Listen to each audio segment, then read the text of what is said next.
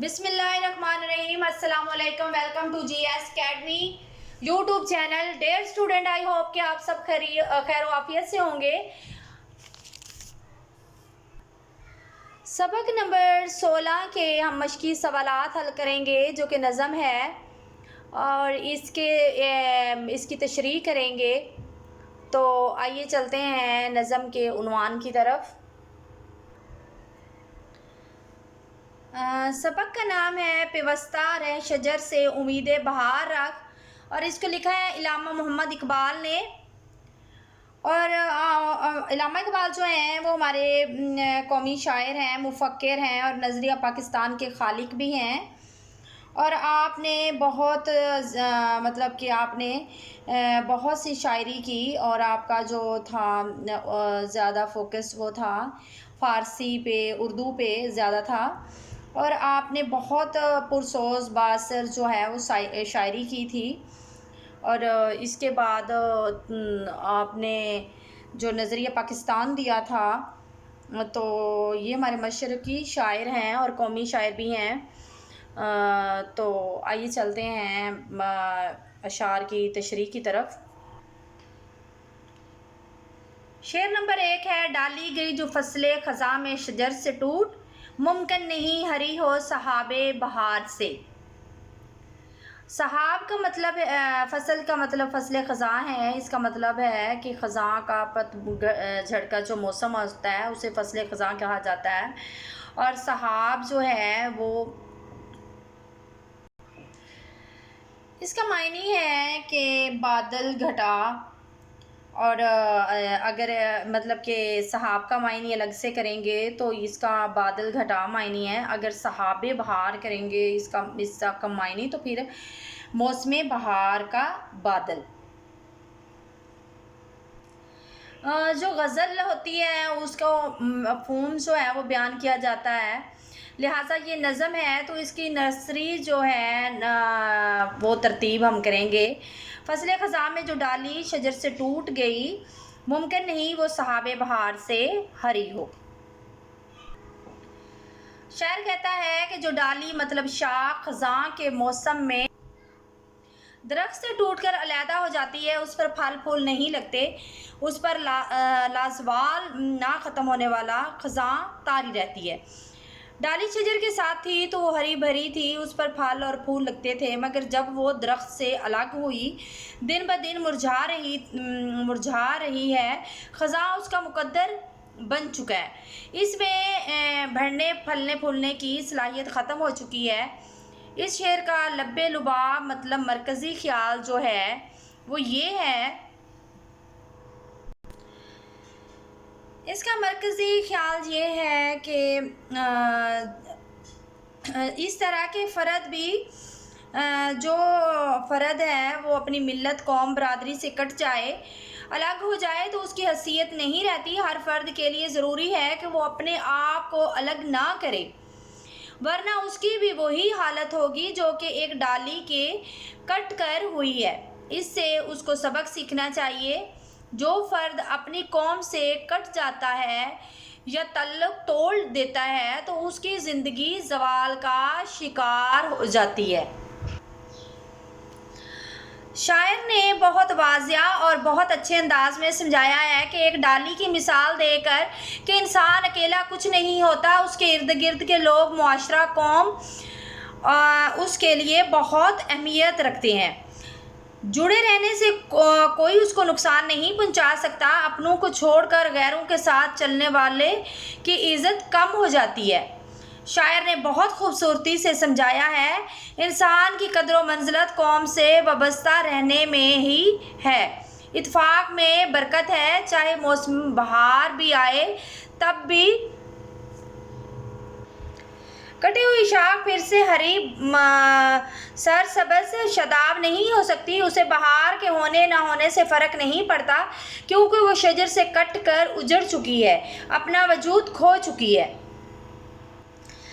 شعر نمبر 2 ہے لازوال عہد خزاں اس کے واسطے, کچھ واسطہ نہیں ہے اسے برگ و بار سے. عہد خزاں کا مطلب ہے پتجھڑ کا موسم، واسطہ کا مطلب ہوتا ہے تعلق، اور برق کا مطلب ہوتا ہے پتا اور بار کا پھل۔ اگر ان دونوں کا اکٹھا مطلب لیا جائے تو وہ ہوگا پھل اور پتے۔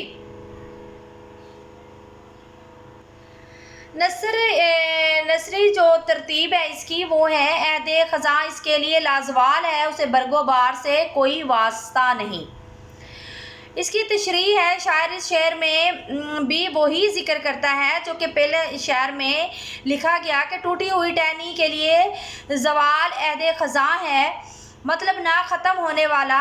اس کے مقدر میں خزاں لکھی ہے، چاہے بارش ہو اس پر پھول نہیں کھلتے، وہ ٹوٹ کر ہمیشہ کے لیے اپنی ذات کھو دیتی ہے۔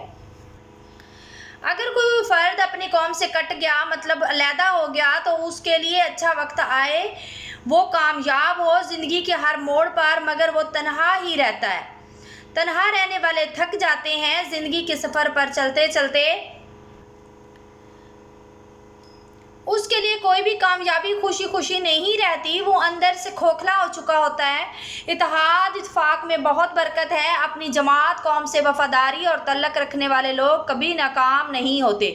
اسے چھوڑنے والے اس قدر نقصان میں رہتے ہیں جیسے ڈالی شجر سے کٹ کر بے مول ہو گئی، اپنی وقت کھو بیٹھی، اس پر کبھی شادابی نہیں آتی، پہلے وہ مرجھا جاتی ہے پھر سوکھنے لگتی ہے، اور جب وہ سوکھ جاتی ہے شاخ تو یا تو وہ آگ کا ایندھن بنتی ہے یا پھر اسے گھن چاٹ لیتا ہے۔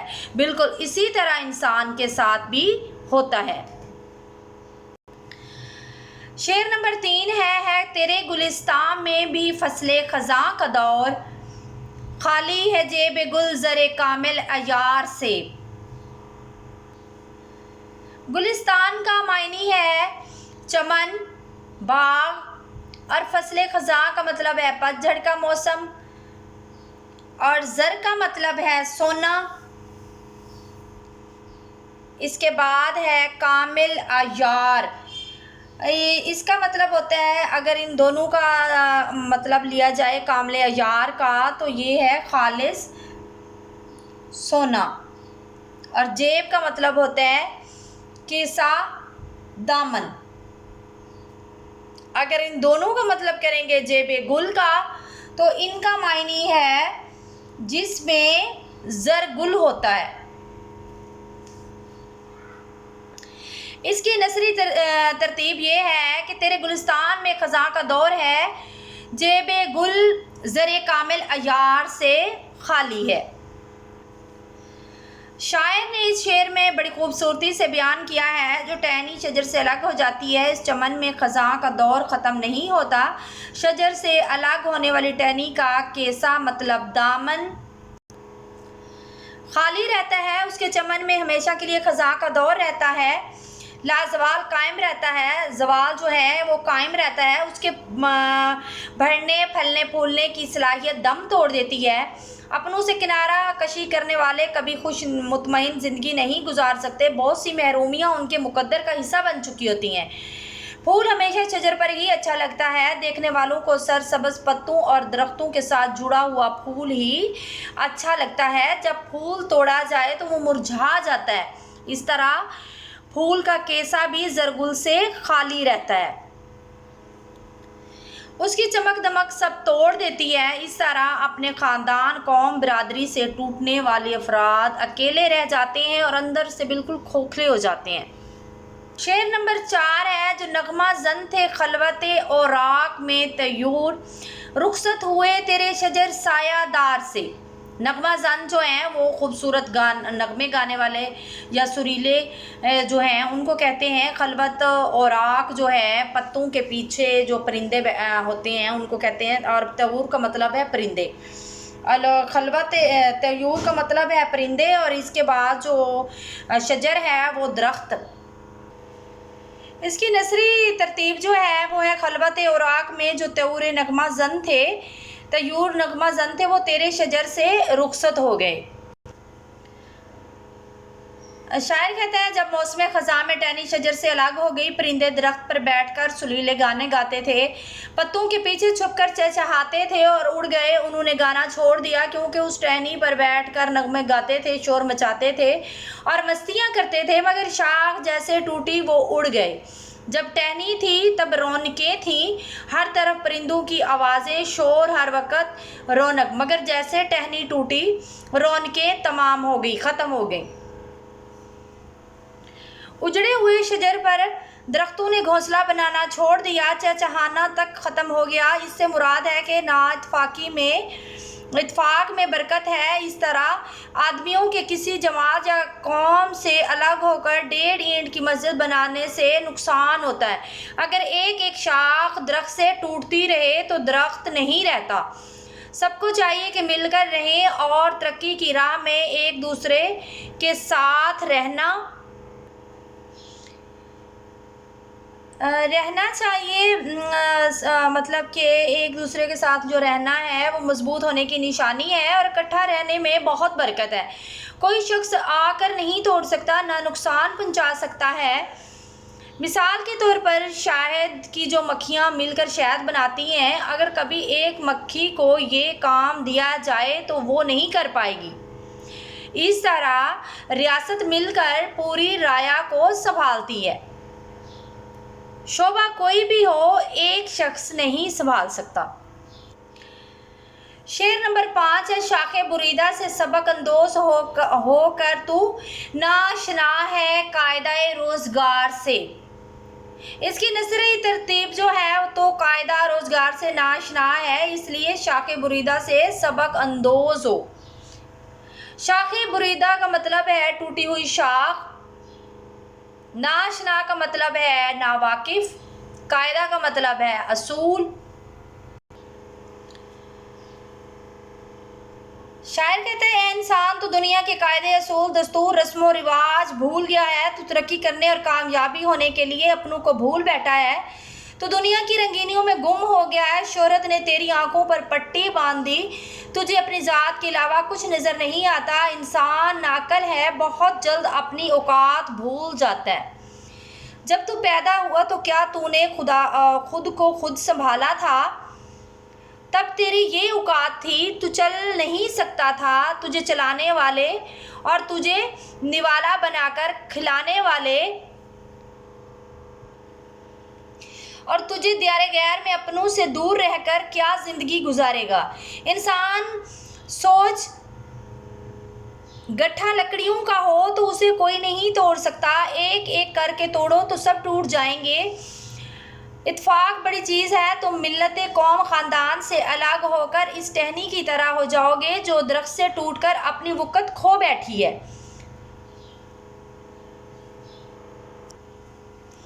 مرجھا گئی پھر سوکھ گئی، تم اس ٹہنی یعنی شاخ بریدہ سے سیکھو، سبق حاصل کرو۔ شعر نمبر 6 ہے، ملت کے ساتھ رابطہ استوار رکھ، پیوستہ رہ شجر سے امید بہار رکھ۔ ملت کا معنی ہے گروہ یا قوم، پیوستہ کا مطلب ہے ملا ہوا، ایک جان، اور رابطے کا مطلب ہے کہ رابطہ جو ہے وہ تعلق کو کہتے ہیں، واسطے کو کہتے ہیں۔ اس کے بعد نثری ترتیب ہے کہ ملت کے ساتھ رابطہ استوار رکھ اور شجر سے پیوستہ رہ، یعنی کہ شجر سے جڑے رہو اور امید بہار رکھ۔ اس شاعر نے ہر شعر میں ایک ہی بات پر زور دیا ہے، ہر شعر میں اس بات پر زور دیا گیا ہے کہ اپنی قوم، اپنے گروہ، اپنے قبیلے کے ساتھ تعلق استوار کی۔ جتنا تیرا تعلق مضبوط ہوگا اتنا تیرا فائدہ ہوگا، تیری اس میں بہتری ہے۔ اپنی جماعت، قوم، گروہ سے تعلق نہ توڑ، تیرا نقصان ہو۔ اس ٹہنی کی طرح جو درخت سے ٹوٹ کر مرجھا گئی۔ جب ٹہنی درخت کے ساتھ جڑی ہوئی تھی تب ہری بھری سرسبز شاداب تھی، پرندے بھی بیٹھ کر گانا گاتے تھے، گھونسلے بناتے تھے، شور کرتے تھے۔ مطلب درخت کی شاخ ہری بھری تھی، مگر جب وہ درخت سے جدا ہوئی تو ان پرندوں نے بھی ٹھکانہ بدل لیا، وہ کہیں اور جا بیٹھے اور انہوں نے وہاں چہچہانا چھوڑ دیا۔ تو اپنی ملت، قوم کا ہو جا پھر تجھے ساری خوشیاں ملیں گی۔ سوال نمبر 1 ہے، اقبال نے ڈالی اور شجر سے کیا مراد لیا ہے؟ اس کا جواب ہے ڈالی سے مراد فرد اور شجر سے مراد ملت قوم لیا گیا ہے۔ سوال نمبر 2 ہے، عہد وفا کس کے واسطے لازوال ہے؟ اس کا جواب ہے کہ عہد وفا سے ٹوٹ کر گرنے والی ٹہنی اور اپنی قوم سے الگ ہو کر انسان کے لیے عہد لازوال ہے۔ سوال نمبر 3 ہے، کس کے گلستان میں فصل خزاں کا دور ہے؟ اس کا جواب ہے ٹوٹی ہوئی شاخ اور قوم اپنی ملت سے جدا رہنے والوں کے لیے فصل خزاں کا دور ہے۔ سوال نمبر 4 ہے، جیب گل کس سے خالی ہے؟ اس کا جواب ہے جیب گل زر کامل عیار سے خالی ہے۔ سوال نمبر 5 ہے، خلوت اوراق میں کون نغمہ زن تھے؟ اس کا جواب ہے کہ خلوت اوراق میں طیور نغمہ زن تھے۔ طیور جو تھے وہ نغمہ زن تھے، مطلب پتوں کے پیچھے اچھا گانے والے پرندے تھے۔ سوال نمبر 6 ہے، ہمیں کس چیز سے سبق اندوز ہونا چاہیے؟ اس کا جواب ہے ہمیں شاخ بریدہ سے سبق اندوز ہونا چاہیے، مطلب شاخ سے جدا ٹہنی سے سبق حاصل کرنا چاہیے کہ کس طرح وہ شجر سے ٹوٹ کر اپنی وقت کھو بیٹھی ہے۔ سوال نمبر 7 ہے، امید بہار کے لیے کس بات کی ضرورت ہے؟ اس کا جواب ہے امید بہار کے لیے شجر سے پیوستہ رہنے کی ضرورت ہے، مطلب اپنی ملت قوم کے ساتھ جڑے رہنے کی ضرورت ہے۔ لہٰذا ہمارے سوالات مکمل ہوئے، تو چلتے ہیں بک ورک کی طرف۔ سوال نمبر 4 ہے ہمارے پاس، کالم الف میں دیے گئے الفاظ کو کالم ب کے متعلقہ الفاظ سے ملائیں۔ کالم الف کا پہلا لفظ جو ہے وہ ہے ڈالی، اور ڈالی کا جو ہے متعلقہ الفاظ ہے سحاب بہار۔ میں نے ادھر کالم جیم بنا کر میں نے یہ سارے لکھ دیے ہیں، کیونکہ جب ہم اس کی کراسنگ کرتے ہیں اس طرح کر کے لائنیں لگاتے ہیں تو اس سے ذرا دقت ہوتی ہے آپ لوگوں کو سمجھنے میں۔ اس کا دوسرا جو فصل خزاں کا جو دوسرا متعلقہ الفاظ ہے وہ ہے شجر، اور واسطہ کا ہے تعلق، اور نغمہ زن کا ہے طیور، اور جیب گل کا متعلقہ الفاظ ہے زر گل کامل، اور شاخ بریدہ کا ہے سبق اندوز، اور نا آشنا کا ہے آشنا۔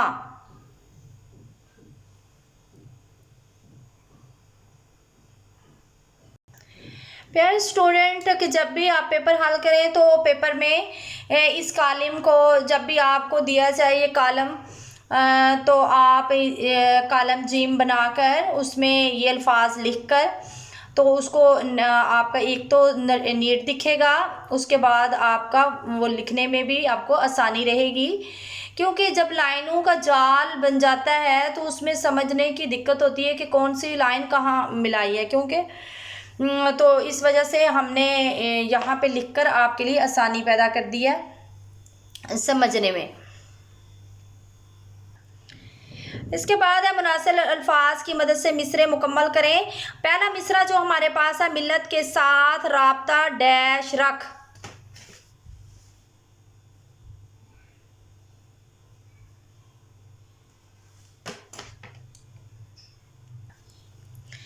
دوسرا فقرہ ہے، ڈالی گئی جو فصل خزاں میں ڈیش سے ٹوٹ۔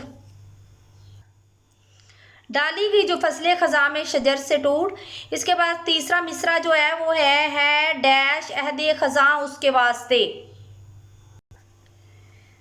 ہے لازوال عہد خزاں اس کے واسطے۔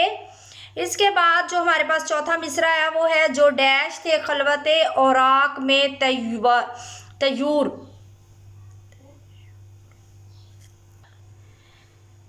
جو نغمہ زن تھے خلوت اوراق میں طیور۔